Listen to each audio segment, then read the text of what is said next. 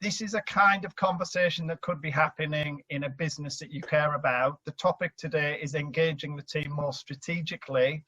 So that means someone, either yourself or someone in your community, might have a task on their pad to rapidly pull together a strategy or update a strategy or even create one for a new business. And if that's not hard enough, with everything changing around them, they've got a team out there which may number anything from 1 to 10 to 20 to 50, 100 or whatever. You need to bring the team with you. And the way we do that, and you'll see demonstrated today, is about giving everyone a voice. So it's about giving everyone a level playing field. You'll get the feel for coming in that you're present and you're here. You're not muted. Your camera isn't turned off. We do like a level playing field where everybody can get involved, and this is going to simulate how you might run a conversation when you're wanting to inform and take forward the strategy development work that you've got on your pad. We've got a relatively short space of time to do that, so we will take some shortcuts at various points, and we do often struggle with time, so I'll try and speed up. Just a little bit of background from Big Pick. You could go to yourbigpick.com/change. We do specialize in engaging change, so bringing colleagues with us. The strategy element that we're going to look at today falls within that change area at the moment, with some developments to separate that out going forward. When you're tasked with a strategy piece, my opinion is this, that if you're going to engage with a wider team, initially park the strategy, the word strategy, the product, the printed document, any mention of strategy to the side. If you're going to go into a group where they are maybe not part of that in crowd, they're not at the top of the shop, they are colleagues that have incredibly important roles to play in the business, but they've got nothing to do with strategy. The worst thing you can do is probably go into that room saying, I've got a strategy to write. My experience is not to do that, is to park strategy to the side.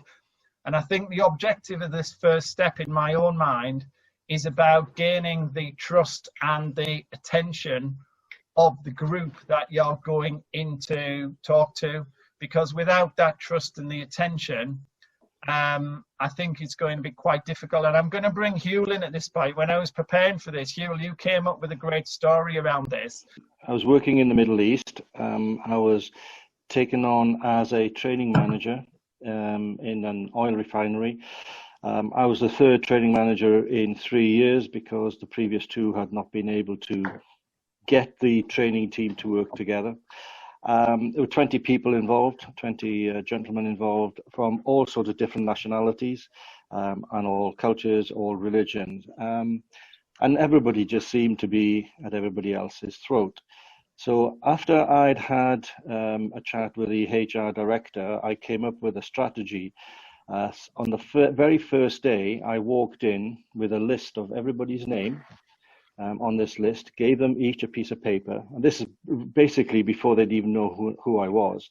I just told them I'm your new training manager, and I asked them to look around the room and put down one positive statement about every other person in the room, and that is what they did. Obviously, their own was down there, and we had a few jokes about, shall I say something really good about myself? And I said, do what you want.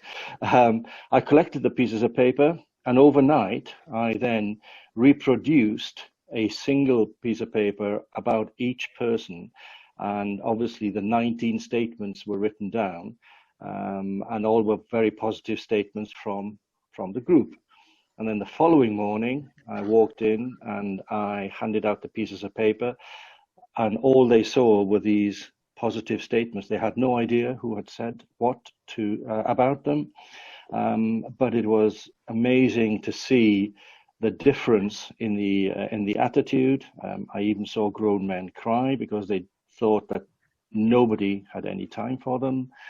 They didn't engage with each other in any shape or form.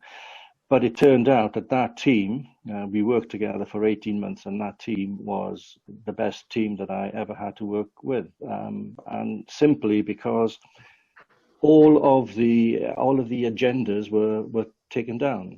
There was no, there were no walls around at all, and everybody just got on with what they needed to get on with in order to turn that training centre around.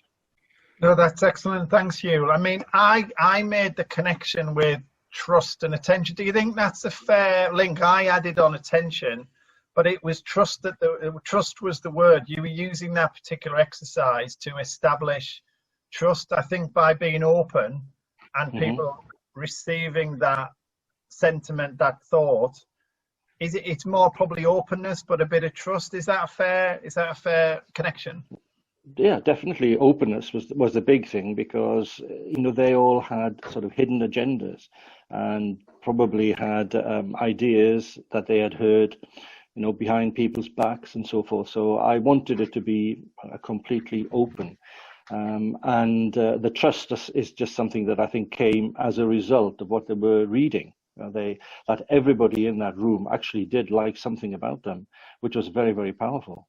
Yeah, no, that's brilliant. And I'm happy to, and there's time in the agenda, if any of you, particularly those that have come into this for the first time, have a thought on that step of the process. We are trying to here achieve an environment in which people are willing to go with what comes next, and we're going to get on the strategy piece next, but we're here creating that environment. Has anyone got a thought on that they would like to add in kind of complementing what Hugh said, or a different way of doing the same thing, or indeed doing something totally different? Well, I mean, obviously, important to start with trust there. What I particularly like about that is the positivity of it. So you didn't do, and how many, one statement on things you don't like. So it remained positive. There was something that everyone could take away in terms of that positivity, and that sets the tone. I think that's nice. My experience is in working with leadership teams that have a joint responsibility both for managing the business but also taking it forward. So in that kind of role, I think it's absolutely appropriate for someone who's leading a strategy role to play a more facilitative role. I can think of nothing worse actually in that environment than the strategy guru coming in and saying, I've done all the work behind your backs, guys, and this is what we're going to do. Let's go this direction. So I think in that kind of environment, I think it's absolutely appropriate, a more facilitative approach of these are the challenges and opportunities that our business faces. And what we're going to talk about today is how we might combine those and move forward with them. Completely different to working with maybe a broader team that's more involved in the implementation of strategy. For sure, then you probably want to know the general direction that you're going in, because then the important thing is, now I know the mission, my role is, well, what role do I play in bringing that to life? So I think both actually are quite appropriate. In order to do that, everything is a trade-off. And the trade-off here is, you cannot overestimate and ask of people things to do if you don't give them the tools in order that they can achieve that. So I'm going to go through how we give them the tools to do that. And this is where the big picture board comes in. So I'm going to ask you to play on the board, if you will. We will go through an exercise. And imagine you were coming into a session and the strategy person or whoever that thought leader was facilitating that session. It could be one of us coming in, and this is my suggested approach to how we do this. What we do is we arm the individuals within that team with the ability to make their own connections and tell their own story. Now, the way I like to do that is to give them the meaning of the symbols, which I'm going to demonstrate to you here, which you'll have seen before because we did it as part of the orientation. So what I would do is say to everybody, you in front of you have your own area where you can express your own thoughts. I'm almost not going to tell you anything in terms of strategy. What I'm going to do is help you and enable you to make your own connections. I want you to tell your own story. And the way I'm going to do that is I'm going to familiarize you with some of the symbols and the layout of the board in a similar way to what we've done previously. So everybody is in the room, is switched on. They have the ability to express themselves. And the question now comes, how are we going to prompt them to do that? So I'm going to zoom in. I'm going to put and if you're in the board, feel free to move the symbols at any point. I'm going to zoom in at the top, and what we're using, an example for this exercise, this is a company who creates amazing learning outcomes for all our clients all over the world. So they're a training provider. And the strategy I want to use as an example is a strategy to take our training online. No apologies for how basic that is and how topical it is. I guess there's a few training companies wanting to do that. They want to take the training online because their clients and their people can't be in physical rooms with them. Now, this is where I want you to think about your specific symbol. I want you to think about what that means for your symbol. So I'd like you to move it in terms of into marketing, delivery, or customer care. I want you to have some thought to yourself. I want you to think about your symbol, and I'd like you to move it to the place on the board where you think there's an impact on team, on customer, on technology, or measure. And I'd like you to, I'm just going to turn the board share off so it doesn't confuse you. And I'm going to give you a few prompts, which is as part of the conversation we might have to encourage connections. I might say to you things along the lines of, if we're taking our training online, which people do you think in our business might be most affected? So if Dawn takes the team symbol and moves it across to where they think, and also Simon, they may think differently about which people might be affected. And I'm just going to give you a few minutes to do that. I'm not looking at the board, it's your board. I'm just facilitating the session at the front. This is about you being active. So if we're taking this training provision and we're putting it online, which are the type of teams that might be affected? I'm now going to talk about the process symbol. Now, Babs, the guy who was going to look after process, hasn't joined us, unfortunately. So I don't know whether, Bryce, you could pick up the process symbol instead of opportunity and just think about the way we might change the way we work. Now, I'm mindful here, we're not using the process name in that question. We're just thinking, how might we change the way we work? So what I'm seeking there is a view from our colleagues which processes might change, and I would say to them, just park on the board where you feel those processes might change. They might not be called processes, there might be procedures, there might be ways of doing things. It's a collective description for anything to do with process. In terms of measure, Paul, and I know you were a bit reluctant earlier to get involved, but just have a think. You don't need to move something on the board if you feel it's not quite there yet for you. But in terms of measure, if we are moving our training provision online, how might we know that that's working or not? So which measures in the business? Now, if you've got more than one thought and you want to use more symbols, then you can just go into the resource drawer on your left of the digital kit, and you can just bring on more symbols. So if you want to put on 2 or 3 measures, then you can. And at this point, if we were in a physical room together, I might be peeking over the shoulder and finding out how people are getting on in terms of the questions I'm asking, because you do want some form of feedback as to whether people are finding their way or not. So, and if you want to change the text on the symbol, just double click it, pick up the pen and just change the text on it to change the meaning of the symbol. And that's good because other people can understand what you're talking about. Hugh, from a money perspective, you're always good on the money symbol. If we're taking this training company, this training online, if you would just move some of the money, the symbols around. And Richard, from your perspective from technology, how might the technology provision have to change if we're taking this training company online? And for now, we're just going to leave the challenge and the opportunity symbols aside. So is anyone willing to talk about a connection or a thought that they've had for their symbol or anyone else's symbol?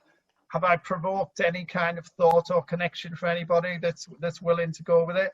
From your perspective, Neil, customer, Brilliant, Simon. I'll come to you. Neil, customer, think about the change in the customer journey and plonk some customer symbols along that customer line. And Simon, I'm going to come to you. Okay. Initial reaction. You asked a question and you framed it two ways. And I think Dawn and I both moved our symbols about the team thing right onto the delivery bit, which I would consider to be the area that would probably be most impacted by the shift to online. But I couldn't imagine there would be one area of the enterprise that was untouched. Yeah, my symbol sits on delivery for the team impacted. But for me, if I could put multiple symbols all over the place, I would do. Okay, and that's it. And this comes down to a facilitation technique, which for me is around scarcity. So I gave you one symbol to start with, and at the other end of the scale, you could have team symbols in every part of the business. And therefore, for me, what I always consider when I'm facilitating is I'm looking for the 2 or 3, a small number of kind of dominant insights, if you like, and I'm trying to spot the themes. So what I might say is in a session, Simon, if you could focus in delivery, and then Dawn, because you were thinking about team as well, is if you're up for it, maybe 1 or 2 other areas that appear to you that would need to change. So if I come to you on that, which other teams other than delivery, while Simon's looking at that and breaking that down, which other teams might appear as a connection for you? So I've just followed the instructions that you gave me there, and I went and created a new team symbol here, which I've called Developing the Offering. My initial immediate reaction was, as a trainer doing the delivery, exactly as you thought, Simon, that was the first area I thought of. But then I also thought the people actually developing the training offering, it's a very different proposition to develop an online offering versus a classroom offering. So I saw that as more, I don't know, management and admin, because it's a behind the scenes activity rather than a delivery on the day. So that's why I put something there, and there's all sorts of issues I can think of surrounding that. Oh, whilst now you mention issues, Dawn, if you start dragging some challenges on, because I'm going to go to, because I don't want to lose them, and that's a big picture thing. When people finish what they're saying with and I've got lots of issues around that, all my alerts go off, which is capture them, they're really important. But the method of facilitation is a bit like parallel processing. I'm going to go to Neil because I have a question for him, because if we're changing the provision of the training with the lovely work that you're suggesting we do down in management and administration, I would imagine that could have an impact on the customer journey. So how do you feel about that, Neil? Well, I mean, I think in one sense, you want to focus on the key outcomes you're trying to achieve, don't you? So, I mean, all of that is driven by what you're trying to achieve for the customer. So those sort of strategic outcomes in mind throughout. There's something to my mind also about what can you learn from what you've done previously. So is there any experience you've had, I think customer care, where you've delivered online training before? What kind of feedback have you got? So learn the lessons that you've captured previously, but also keep the focus firmly on the outcomes you're trying to achieve. Yeah, I mean, ultimately, you've given me a lovely connection there. What I'm helping a little bit with, Neil, in the board is you'll wonder where all these customer symbols are coming from. Now, I think everyone's in the board, so I don't have to share my screen because it confuses sometimes. So basically what I've set out there is a series of touch points that you would define for the customer. So this is your customer journey experience work, and to make it real for you, when I'm working with a kit this big, you can actually give people the customer symbol and ask them to actually walk along the customer journey, almost bumping into things and interacting. So there's that physical connection. It's like looking down the customer journey. So if we're taking the training online, if, as Simon said, the team at the centre is going to be most impacted because they're at the front face of delivery, and we have that development of the offer, wherever it sits. And by the way, Don, there's no right and wrong with this. So it's an insight for me that you see that team sitting within management and administration, which is an insight in itself. And you'll notice that I go with it. And often what people do is they ask for authority. So you said, I placed it down in management and administration. And the worst thing I could do was say, well, that's not where we see it. We see it in partners and suppliers. And suddenly you're like, oh, well, I don't know as much as I thought. But that's not the point. The point is, you think it's management and administration. So it's for us to have a conversation around it. There's no right or wrong. And then, Neil, the customer journey then plonks through from left to right. And what you could do if we had the time is you could then do your customer journey experience kind of analysis. So at every point, you might give it a different name. You would say, you know, what mood, how is the customer set up? How do they need to be seen different? But you used one word that I want to come back to, which is you used outcomes. Now, when I hear outcomes, I then encourage a connection with measures. And yeah. I know, Paul, you were thinking about measures, and I don't know if... Yeah, measures and performance. I mean, forgive me, I'm not going to be able to work on the technology, the rubric, but I'll just speak extemporaneously. I mean, the bottom line here is in the context of, if you're going through a retraining exercise, the goal is, what's the end result? What are we looking to do here? And then you have to be able to, again, performance and measures. Well, the bottom line is, where are we today? And then fill the gap. And then the gap, the performance is going to be, or the measures of the performance is going to be the incremental gains made towards that end objective, that end goal. You know, and then the strategies which might emerge from the exercise that you're putting everyone through, so they all have a collaborative contribution, a high trust factor to whatever the outcome is. They're all going to buy into it, or multiple outcomes. So. I love that, Paul. So what I've interpreted from what you've said there is, I would maybe suggest a series of measures. I'm not going to do it now because I'd rather be engaged in a chat with you. So we could identify and distill down 3 or 4 measures that represent the performance and the outcome. And then by visually placing them in the business, the way I have experienced it to work is our colleagues then look to see how close in proximity they are to those measures. And what you do is you get an insight into how they think they can maybe influence, because some measures they'll say, well, if we want to take our training online, then one of the measures might be that the downtime from the online system is absolutely minimal. And somebody working in delivery might not feel in any way connected with that.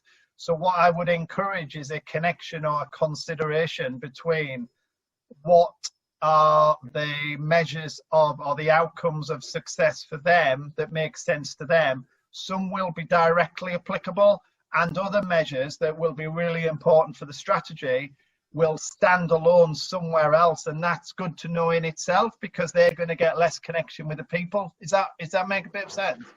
Yeah, no, you're spot on. And it comes down to integration relative to the various contributing factors. No factor is excluded within the company in terms of being able to reach the end objective.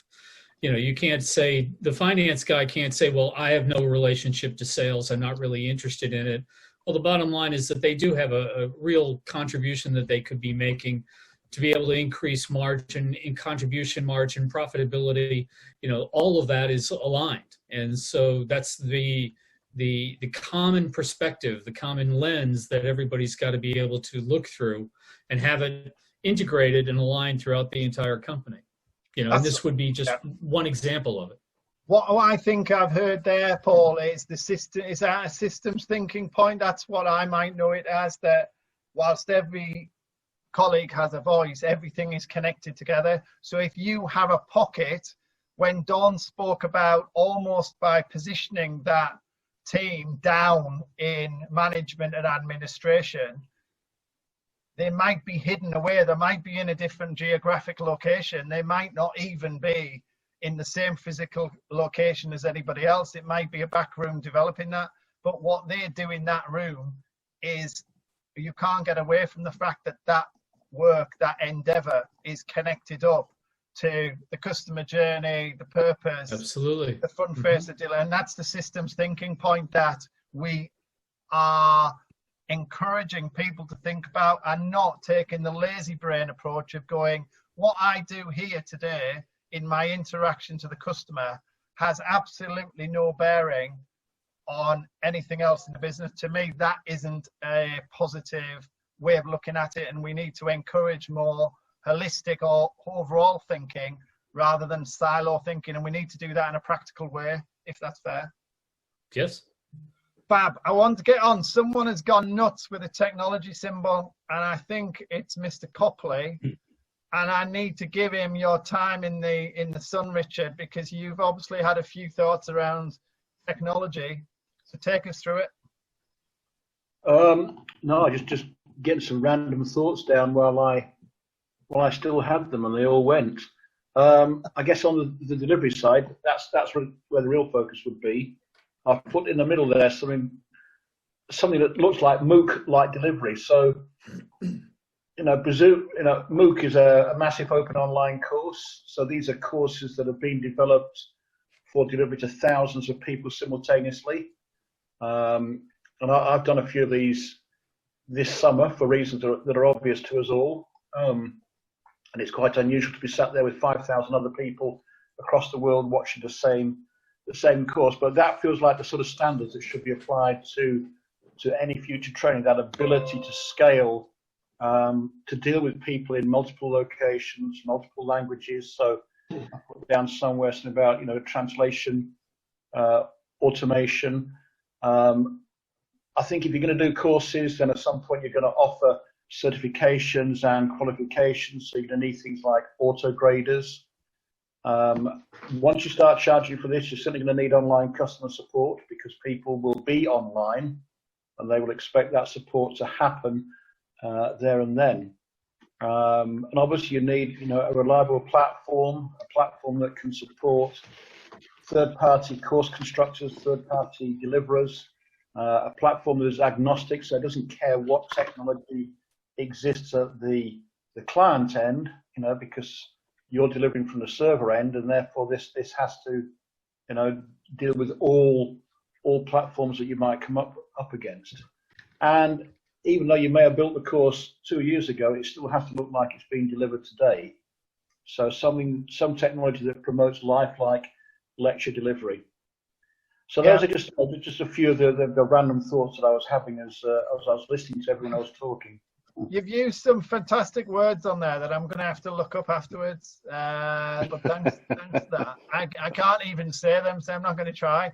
What I was doing whilst you were talking, one way to make sense of what you called your random thoughts, by the way, which is a kind of free-flowing brain state, which I quite like, because I'm then intrigued about what your thoughts are, is I would potentially align some of the technology closer to the customer journey or a little bit further away from it. So one way of ordering it is to say some technology is front face and will be consumed by the customer, and other technology will be in the background a little bit, and that's one way to make sense of it.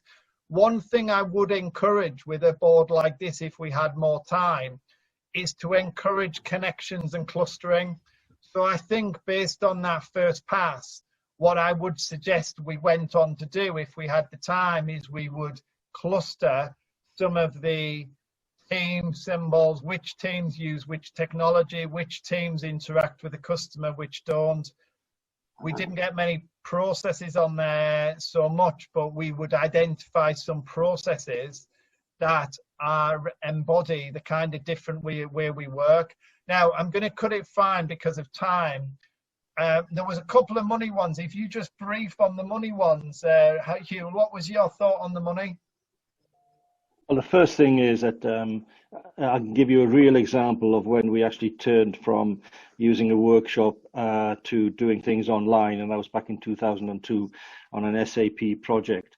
And the reason behind it, and the reason I put the money symbol in the management, was it was a strategic decision. It was the largest SAP project ever conducted in the world. It was a global project, and it had 75 trainers.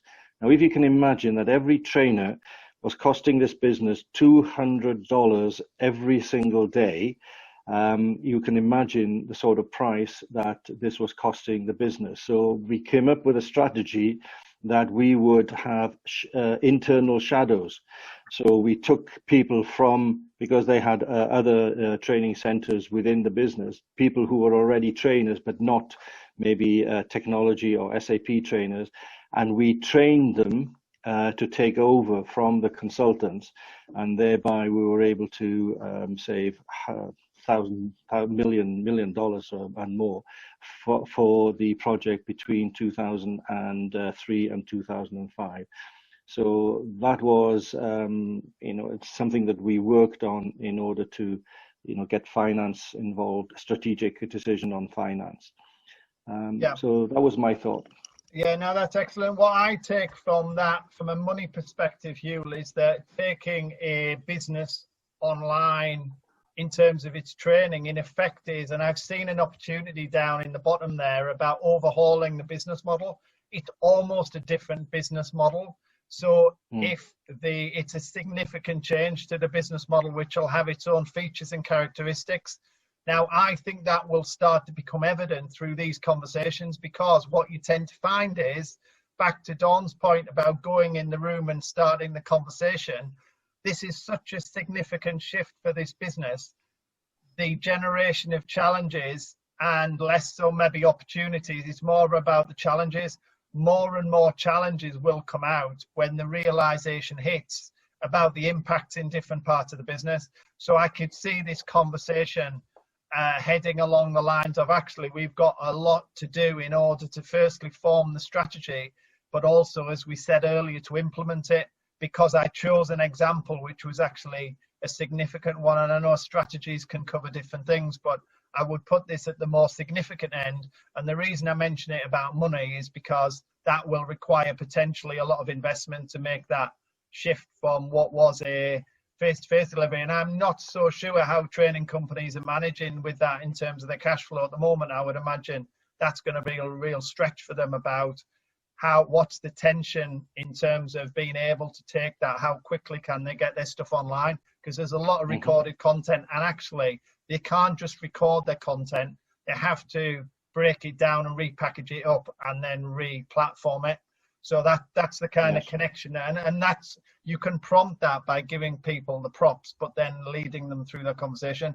So what I'm going to do in the few minutes we've got left is to, from an opportunity perspective, Tunç, if we were looking at opportunities here, what I'd be doing is I'd be using what's on the board to prioritize some of the opportunities. And if you go into the top right of the board, there's a little opportunity symbol. Now, we haven't been particularly descriptive with our opportunities, but if we were to give these all names, I'm going to move overhaul the business model to the top, because I don't see a better one. Is there any other opportunity on the board, Tunç, that you think is up there that appears to you as the biggest opportunity to take the business online in terms of its training?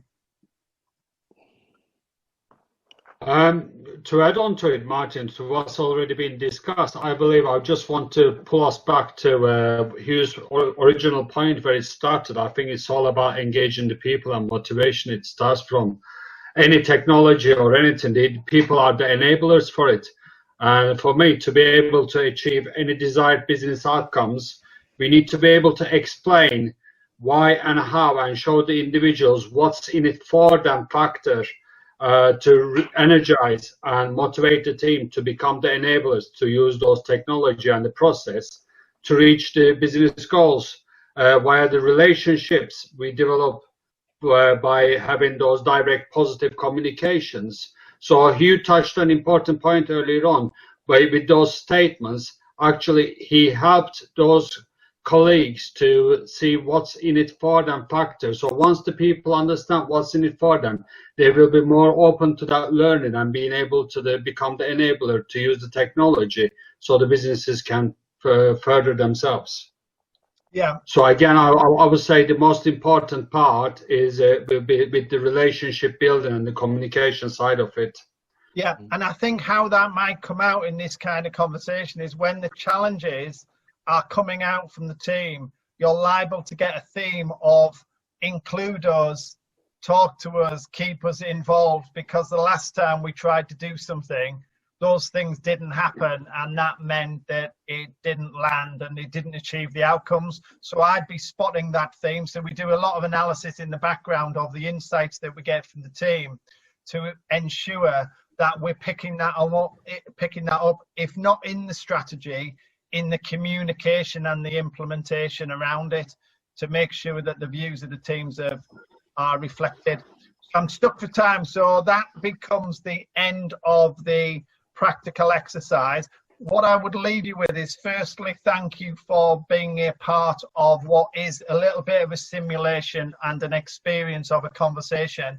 If you can imagine a business who has had to change its strategy quickly or had to pivot in some way, and it has limited time to get that message out, then I would like to think I've left you with an idea, a two-stage process to doing that, which can grow arms and legs, but basically two-stage process, getting the trust and attention of the team in whatever exercise you use, whether it's Huel's example or a plethora of other ways to do that, but create the environment.